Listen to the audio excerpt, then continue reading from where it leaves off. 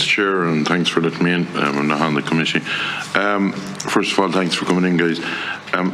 Has this stemmed back? I remember a year, 18 months ago, on leaders' questions bringing up about where there was 100 driving test instructors being let go. Has it stemmed from that? Because if you look at the numbers of cars and or the number of youngsters looking for license and that, what is the reason that those people were being let go at the time? Were they all taken back? I know that you said, Mr. Walsh, that there's about 50 or 60 extra testers at the moment than what there was, but I understood that on a temporary basis there was over 100 taken on a few years ago and then they were let go. Is that correct? No. What had happened in the past, there was an application for 80 made to the Department of Transport back in 2020. We received sanction for 40. Those 40 were deployed within the service. We then received an additional sanction to take an additional 40 on to bring us up to that 80, but that was happening 6 months later. But unfortunately, we were not in a position to bring those 40 on board, and we instead worked with the department to bring in 30 permanent testers instead of bringing in those additional 40.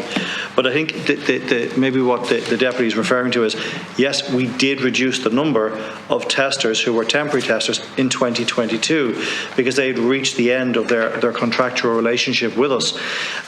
We were in a situation as well where we entered into an open competition for driving testers, and those testers who were temporary were free to employ for those roles, and quite a significant number of them actually took up the permanent posts. Where we are now in relation to driving and why this has happened, there are a couple of points. The first one is there has been a 36% increase in the number of people who are actually applying to have a driving test. Other data that we now see shows that over the last 4 years, there's now been an increase to where we are now of 61% in the number of people who are under driver training. So they're going through the process of becoming a driver. Most recently as well, we also looked into this on an age-by-age basis. It was the first time we were able to do this, and it somewhat goes back to Deputy Crow's point. By far the biggest increase that we see is in the cohort of individuals aged 17 to 20 and also from 30 to 39, where we see in the 17 to 20-year-old increase above the previous 4 years. We see a 48% increase in the number of people who are actively on that journey to require a licence. That's driven by a number of situations. The younger cohort, we believe, has really been driven by the fact that housing in metro areas is very, very difficult. So a lot of people, including some of my own colleagues' children, they are now driving to college on a daily basis rather than actually able to secure accommodation. We also believe that the growth we're seeing in that 30 to 39 age group is actually a direct result of what we saw during COVID, where a lot of people decentralised and now they now require a driver's licence. But it's fundamentally driven by population. The current figures that we see is that the population is significantly growing, but it's growing particularly in that younger cohort as well, and that's really where we see the demand for driving lessons. And that goes back to Mr. Wade's opening statement, where we do believe in the future we will need 170 testers available at all times to maintain the service level. We have more people want to drive. We have a housing issue which is forcing college students to drive rather than stay in digs.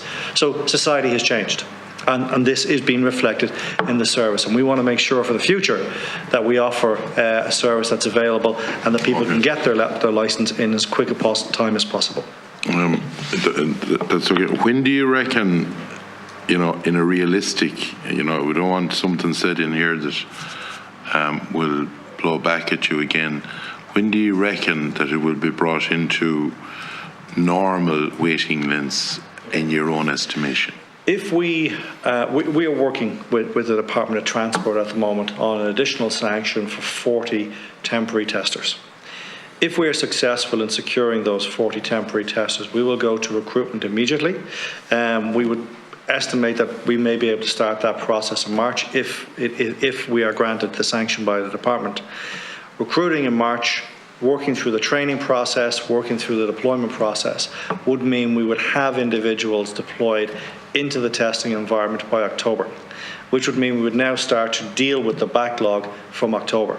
To get the service back to the 10-day SLA, 40 individuals, 40 testers, would give us the ability to be somewhere in the midpoint of 2024 before we will be back to that 10-week window. Okay. To Mr. Wade, your predecessors, when they were in here before, I come from a rural constituency, and we would have noticed, as representative, and I'm sure a lot of TDs find this, an elderly cohort of people that would have no licences, that had provisionals, and they might be only driving a tractor. They find it very cumbersome. They're not into the jumping in. One time ago it was jump into the back of the bus, but you have buildings now in the line of answering the questions to get your provisional and all of that. And I had put it before to your predecessors about something, and I'm not saying, I'm just giving a place like it, the likes of Mondello Park or something, that you would, with at least a tractor, give them the opportunity to have some sort of a licence. They'll be the finest of drivers, they were driving all their life, but they're outside the system now. And nothing was ever done. Like, I was as well off if I never came in the last time that some of your predecessors was in, because nothing was ever done. These are elderly people. I remember, you know, some of them coming to my own house as constituents, and you say, my youngsters would be trying to help them, to show them how you can do the prototype. But look at, it's like a brick wall. It's like something they cannot get round, and it prevents them. And I see instances where someone might have a field down the road, and the tractor will be within in the field, but they cannot bring it up to their sheds now or up to their house because they have no licence. One time ago, they were on provision, non-provision, and non-provision. One time ago, years ago, 40, 50 years ago, many had no licence, they were driving away. It's a different Ireland. And they want to have insurance, and they want to do everything right, but they're not in a position to be able to do them questions. And I know you'll say that there's help and all this.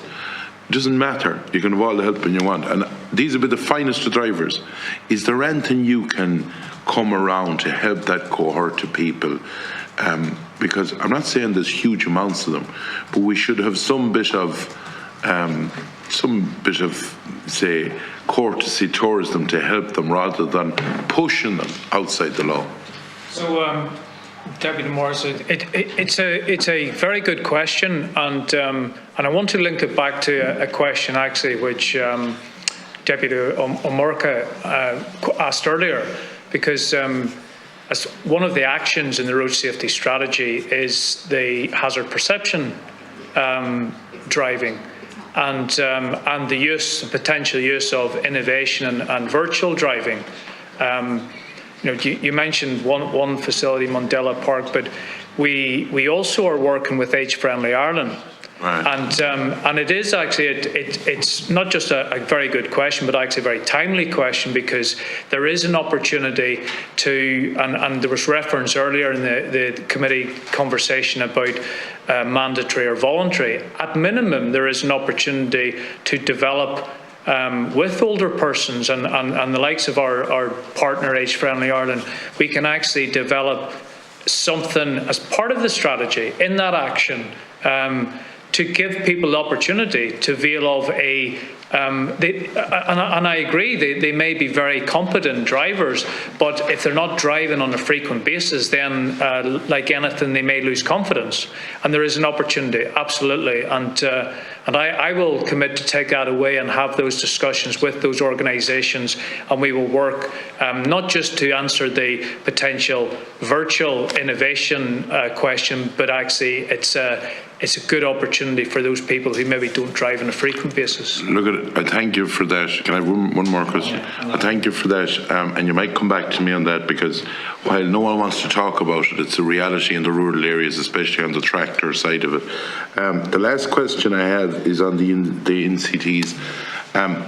and it maybe have helped you, I don't know. Have you looked, say, we'd be, as well as cars, you could have we'd have trucks or we'd have vans or whatever that has to go out for the DOE test. Have ye, like there's competent mechanics there, have ye done any looking in to see could you tie up with them that they would be able to try and alleviate a bit of the pressure off ye to be able to do some of those tests? Because in fairness, if you want to get a DOE on a lorry or a Jeep or van or whatever, it's pretty quick. There's damn all length of wait, in fairness to them, and it's a good service.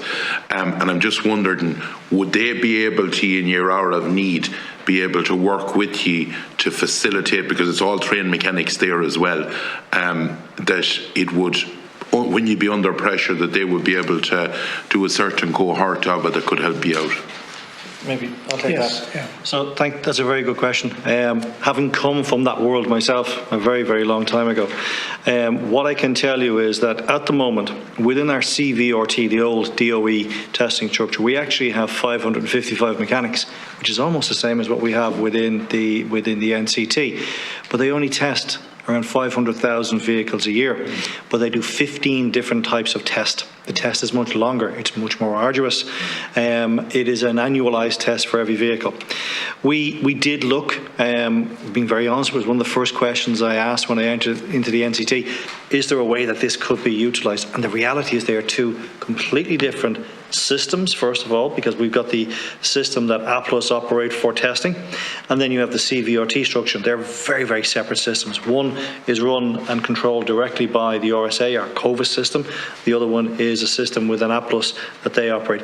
So the two systems actually can't overlink. In addition to that, the efficiencies that are within the NCT, where a tester can deliver 17, maybe 18 tests on a daily basis, that simply wouldn't be achievable within the CVRT network. So we looked at it, but it physically isn't possible.